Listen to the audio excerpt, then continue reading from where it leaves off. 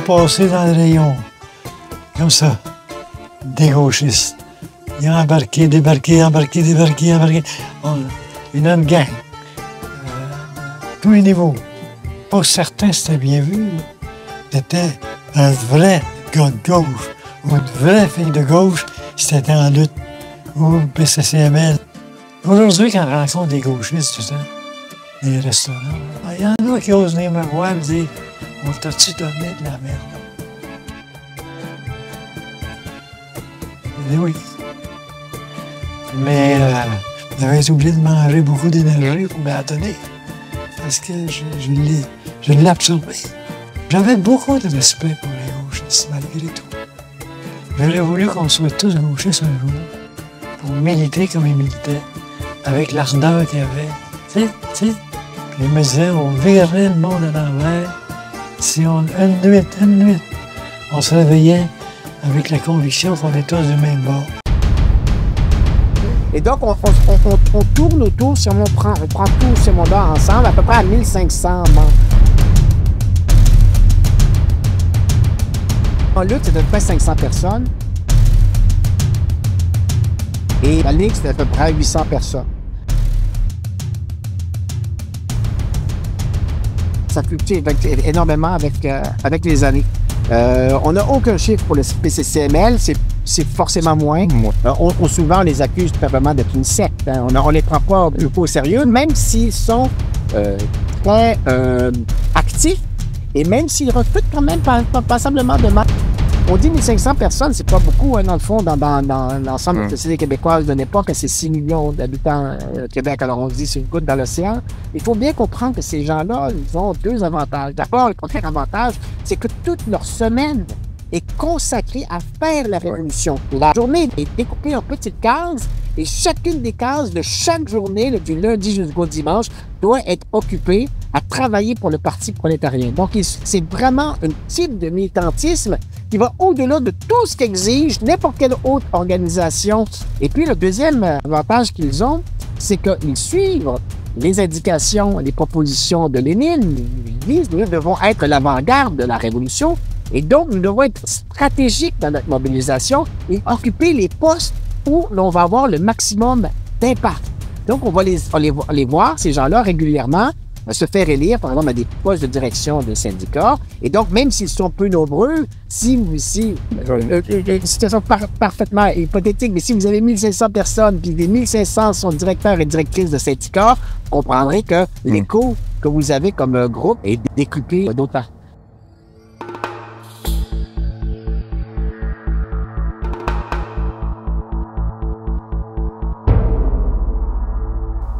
Guillaume Tremblay-Boilly, vous avez fait un travail, votre thèse de doctorat, en fait, sur l'implantation des militants marxistes-léninistes dans les milieux de travail, surtout dans la période des années 70, je comprends bien. Tout ce travail-là, vous l'avez fait, bien sûr, à la suite d'une série d'entrevues.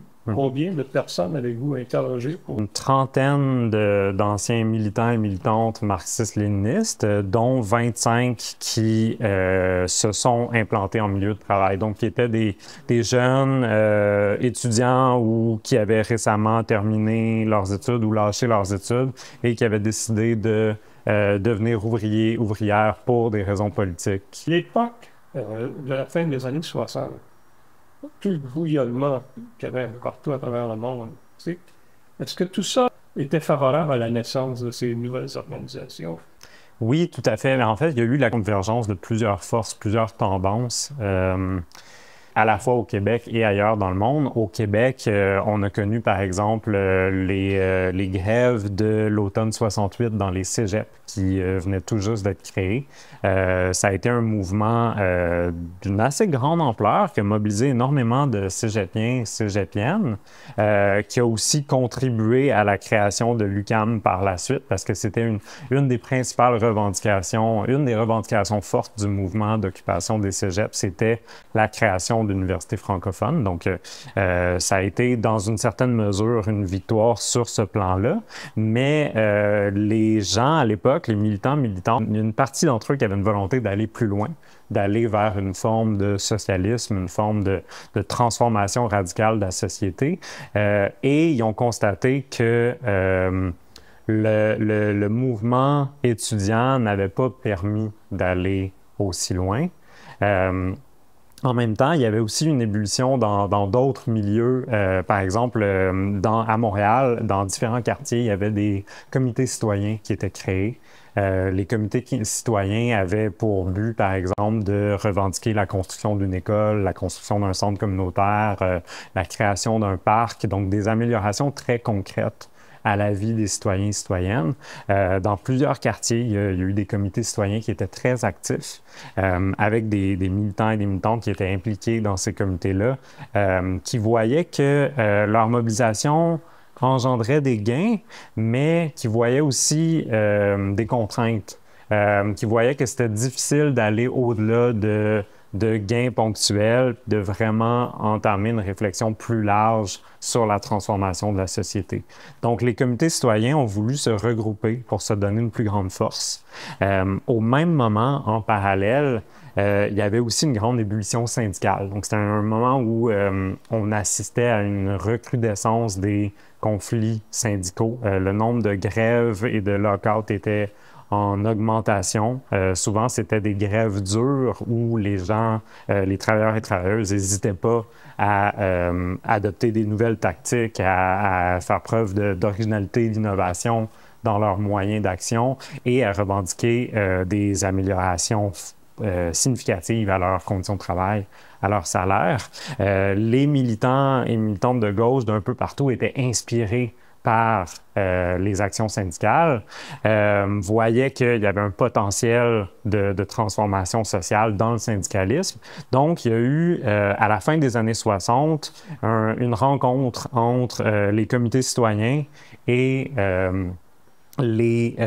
certains dirigeants syndicaux pour créer le FRAP, le Front d'action politique, qui se voulait un parti politique municipal pour faire face à l'administration Jean Drapeau, qui à l'époque était perçue comme de plus en plus autoritaire et de moins en moins sensible à la situation des personnes défavorisées.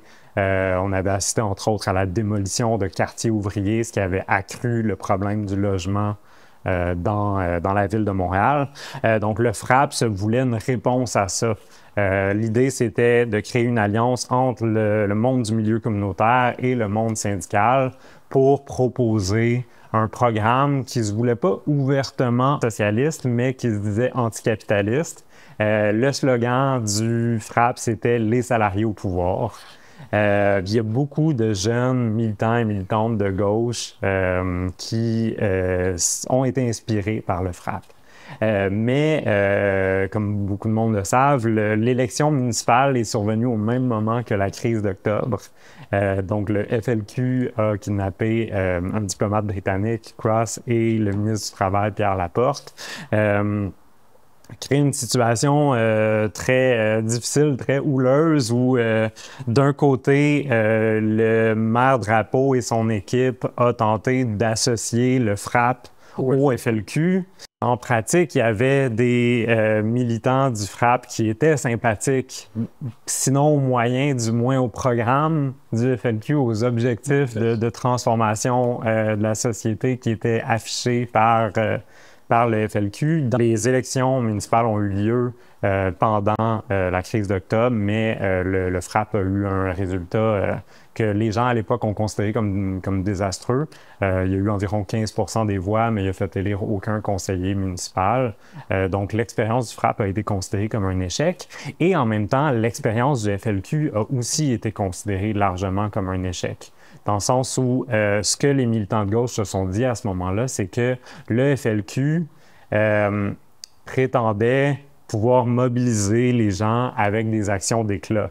Les militants du FLQ croyaient qu'en faisant des actions comme poser des bombes ou kidnapper des personnes comme Cross et Laporte, ça allait créer un effet d'entraînement, les gens allaient se soulever, mais c'est pas du tout ça qui s'est passé, en fait. Là, il y a eu une répression massive du FLQ et de tous ceux qui étaient associés de proche ou de loin. On le sait, il y a eu la loi sur les mesures de guerre qui a mené à 500 emprisonnements de militants de toutes sortes, qui étaient parfois pas du tout liés au FLQ dans les faits, mais qui pouvaient, par exemple, avoir de la littérature révolutionnaire dans leur bibliothèque, ce genre de choses-là. Donc, un exemple de répression massive de la part de l'État et d'intervention très rapide de la part de l'État pour mater la contestation. Donc, en réaction à ça, les gens se sont dit, les militants se sont dit, c'est pas suffisant. Les actions spontanées, les coups d'éclat, les manifs ponctuels, c'est pas suffisant. Ce qu'il faut, c'est réellement s'enraciner, réellement créer un ancrage dans la classe ouvrière pour avoir des vraies bases de soutien, plutôt que d'avoir des actions sporadiques qui peuvent être efficaces, mais qui ne sont pas suffisantes pour changer fondamentalement les structures de pouvoir. Par la suite, il y a eu le Front commun de 72, donc Front commun des 3 grandes centrales syndicales pour négocier les conditions de travail du secteur public et parapublic. Et le Front commun de 72 a été un moment de mobilisation sans précédent. Il y a un juge qui a condamné les 3 présidents des centrales syndicales à l'emprisonnement pour défi d'une injonction. Et ça a mené à un grand mouvement de grève spontanée, à la fois de travailleurs et travailleuses du Front commun et de travailleurs et travailleuses du secteur privé. Dans certains cas, ça a mené à des actions spectaculaires comme la prise d'un poste de radio à Saint-Jérôme pour diffuser des communiqués du mouvement syndical et diffuser des idées de gauche. À Sept-Îles, il y a eu une véritable situation de quasi-insurrection où les gens, les travailleurs et travailleuses ont pris le contrôle de la ville pendant plusieurs jours. Il y a vraiment eu une mobilisation phénoménale. Et à l'époque, les gens qui vont devenir des militants marxistes-léninistes, les gens qui vont s'implanter en milieu de travail, sont militants dans toutes sortes d'organisations. Ils voient l'ampleur de la mobilisation du Front commun. Ils participent à la mobilisation. Ils vont aux manifs, ils vont aux assemblées générales, ils vont aider les gens sur les piquets de grève, mais ils se rendent compte que leur influence est microscopique par rapport à l'ensemble du mouvement syndical. Donc, pour eux, ça a vraiment un effet de prise de conscience. D'une part, avec la crise d'octobre et les mouvements étudiants de la fin des années 60, ils sentaient qu'il y avait un besoin de s'ancrer davantage. Puis d'autre part, avec le Front commun, ils voient que le mouvement syndical a une force de mobilisation exceptionnelle. Et ils constatent que parmi les militants du Front commun, il y a des gens qui sont déçus de la tournure des événements. Le Front commun finit par obtenir 2 de ses principales revendications, soit un salaire de 100 $ par semaine et la réduction des écarts entre les plus hauts et les plus bas salaires. Mais avec la mobilisation, il y a des gens qui ont voulu aller beaucoup plus loin et qui ont été déçus qu'on s'arrête là, finalement. Donc, ces gens-là, il y a des liens qui se créent entre ces gens-là et les militants marxistes de Montréal principalement, mais aussi un peu ailleurs au Québec. C'est dans ce contexte-là que les militants rassemblés, entre autres, autour du groupe Mobilisation et autour du Cap Saint-Jacques et du Cap Maisonneuve, donc les comités d'action politique Saint-Jacques et Maisonneuve, se disent il faut aller dans les usines, il faut aller dans les hôpitaux pour créer des liens directs avec les travailleurs et travailleuses. Jean-Philippe Warren, dans votre livre « Il voulait changer le monde », vous faites un peu l'aventure des groupes marxistes-léninistes, surtout dans les années 70, début des années 80. Leur implantation dans les milieux de travail, dans les groupes communautaires, etc. Est-ce qu'il y a un lien à faire avec le passé? Ils arrivent avec une idéologie où il existe une fracture dans la société tellement franche, tellement profonde, qu'on ne peut pas arriver à la réconciliation des groupes qui s'affrontent et qui se bataillent pour l'espace public. On va dire, par exemple, chez les révolutionnaires nationalistes, on va dire, il y a tel groupe national, qui s'oppose à tel groupe national. Puis la seule façon d'arriver à ce que la société soit pacifiée, c'est de séparer ces deux groupes pour que l'un aille de son côté et l'autre groupe puisse faire son avenir comme il l'entend. Et chez les ouvriers, va germer cette idée-là, au fur et à mesure qu'on avance au 19e siècle, va germer cette idée-là que ce qu'on veut d'un patron, c'est pas qu'il soit un bon patron, hein, l'espèce de discours paternaliste qu'on peut beaucoup entendre, notamment porté par le clergé, par les corporatistes. Oui, le corporatisme, vous avez tout à fait raison, mais que, dans le fond, les patrons, la bourgeoisie en général, sont les ennemis jurés, les ennemis de nature, les ennemis innés, inconditionnels, irréfutables du prolétariat, et que donc il faut engager un combat qui ne se contente pas de simplement de réaménager les choses, de refaire l'ordre social pour que les salaires des ouvriers soient bonifiés, par exemple, ou encore qu'ils aient des meilleures conditions de travail pour ce qui est de leur sécurité, mais il faut absolument enclencher un mouvement qui aboutisse à l'élimination complète de cette classe d'exploitants qu'on appelle la bourgeoisie. Donc, il y aurait une espèce de lutte à finir entre d'un côté le capital et de l'autre le travail. Mais on a eu, depuis les premières années du mouvement syndical, à la fin du 19e siècle, jusqu'à aujourd'hui, des courants plus ou moins progressistes à l'intérieur du mouvement, où se sont opposés justement des gens plus radicaux à d'autres qu'on pourrait qualifier de travaillistes ou de sociodémocrates. Exactement. Il y a eu toute la gamme qu'on a eu des marxistes purs et durs, pas beaucoup avant 1960 parce que la chape de plomb de l'Église pesait sur la société canadienne-française. Il y a quand même, oui. Mais il y en a eu quelques-uns. Et puis, on a eu beaucoup plus des gens qui s'inséraient à l'intérieur de la doctrine sociale de l'Église, parce que l'Église proposait depuis 1891 avec les Rerum Novarum, elle proposait tout un plan de dispositions et de propositions sociales, mais souvent, ça s'enchâssait dans un programme qu'on disait souvent corporatiste, très certainement paternaliste, qui voulait que les ouvriers respectent leurs patrons et qu'en retour, les propriétaires des entreprises fassent par bon cœur, par générosité, par qualité humaine,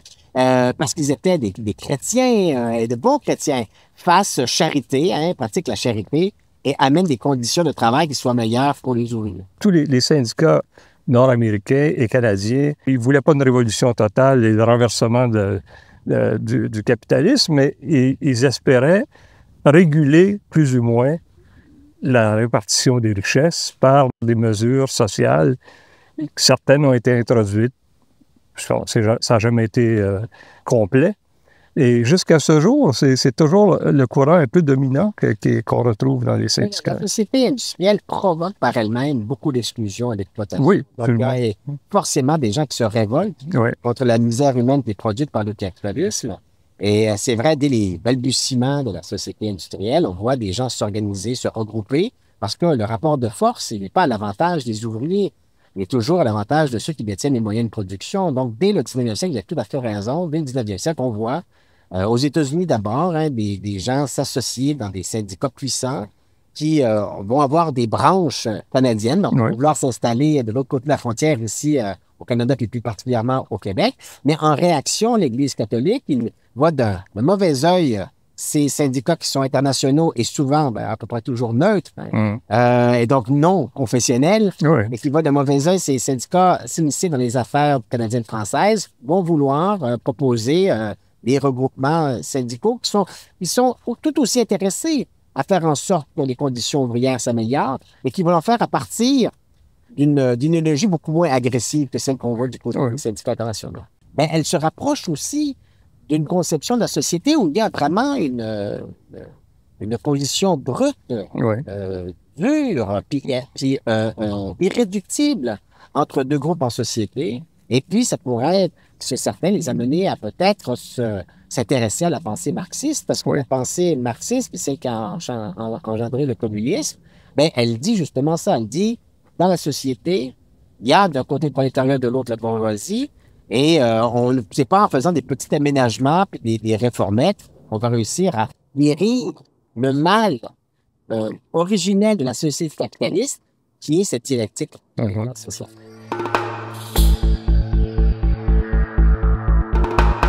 À la fin des années 60, début des années 70, toutes les centrales syndicales ont eu une sorte de réflexion politique et de et de radicalisation, si on veut, avec, par exemple, la publication des manifestes, mais aussi la mise sur pied d'une foule de comités d'action politique dans les syndicats.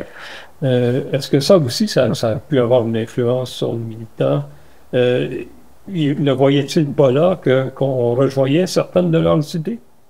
Oui, dans une large mesure, oui. Justement, les comités d'action politique, c'est une idée qui a émergé à la fois des comités citoyens, d'une part, qui ont décidé de se transformer en comités d'action politique pour donner une teneur plus politique à leur action et changer d'échelle, mais de l'autre côté, en même temps, le mouvement syndical avait cette volonté-là de créer des comités d'action politique, puis les deux ont convergé dans le FRAPP. Par contre, les militants qui sont devenus marxistes-léninistes par la suite jugeaient que les centrales syndicales, oui, exprimaient une volonté de radicaliser leur action, de donner une tournure plus politique, mais souvent ne mettaient pas en œuvre ce qu'il fallait pour que ça se fasse réellement. Donc, il y a eu les trois grands manifestes, ne comptons que sur nos propres moyens, l'état rouage de notre exploitation et l'école au service de la classe dominante. Il y a des militants marxistes-léninistes qui ont participé à la rédaction de Ne comptons que sur nos propres moyens, le manifeste de la CSN, mais à l'époque, les gens qui ont eux-mêmes participé à la rédaction du manifeste ont jugé que la CSN avait diffusé le manifeste, mais n'avait pas fait suffisamment d'efforts pour réellement politiser les syndiqués.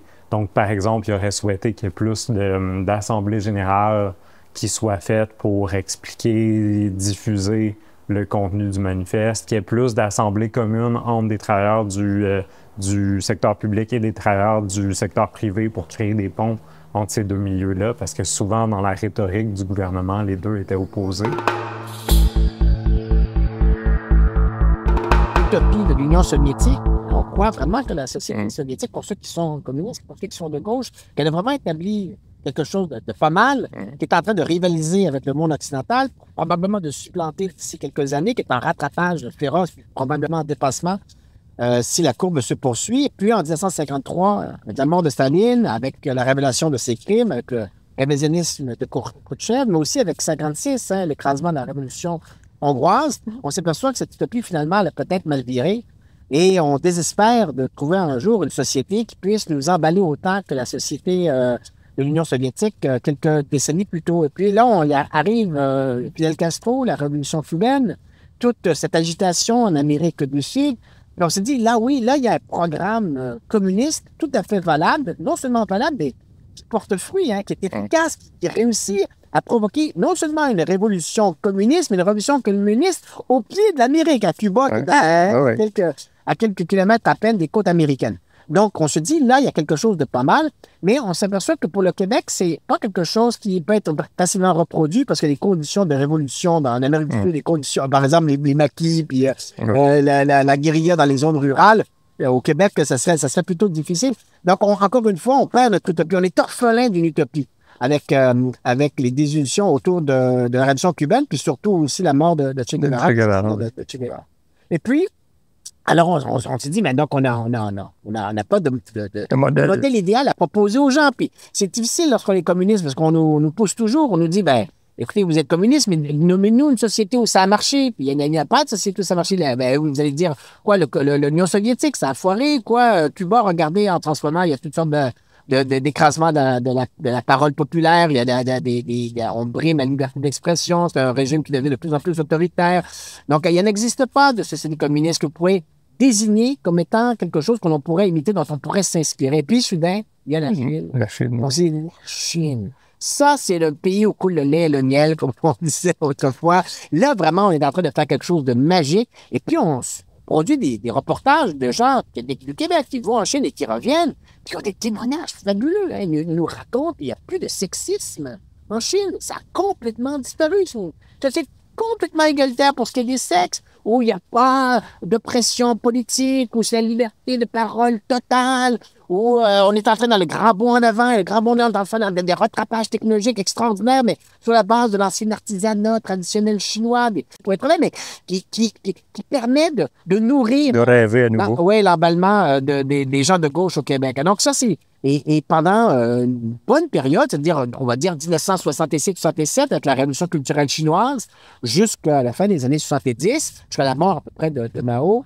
eh bien, on a vraiment... Il y a des gens qui ont vraiment cru que la Chine est en train de proposer quelque chose de complètement neuf et qui allait assurer l'égalité complète, la liberté complète et la fraternité complète des gens qui habitaient ce pays.